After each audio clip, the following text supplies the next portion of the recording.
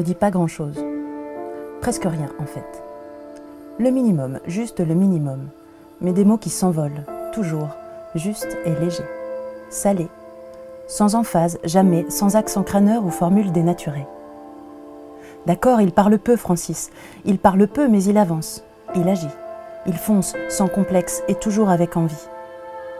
On nous a dit de lui qu'il est un ours, un grand solitaire.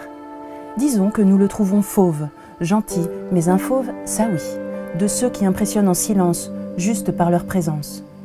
Il a tout vécu, Francis, il a tout vu. Il a sillonné tous les océans du globe, nargué les glaces et largué tant d'amarres que cette fois, il lui a fallu ruser avec lui-même, ruser pour trouver de quoi épicer, pour de vrai, son nouveau défi. Il a cherché, Francis. Et puis il a trouvé. Le Jules Verne, en équipage. Moins de 45 jours pour boucler un tour du monde sans escale ni assistance, sur un bateau de 32 mètres, c'est tout. C'est tout. Un rêve? Non, bien plus que ça. Une promesse. Je voudrais bien que ce soit un voyage heureux, voilà. On n'est pas sur une course, on est sur un record et ça on le gardera en tête.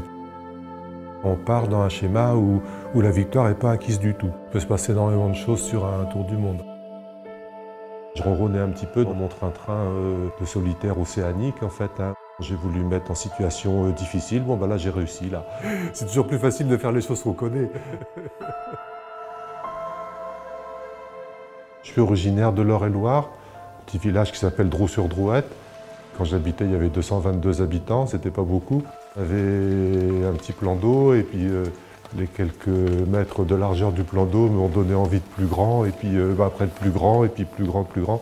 Après c'est la mer et puis une fois qu'on a découvert l'Atlantique, on a envie de découvrir le Pacifique, on a envie de découvrir le reste du monde en fait.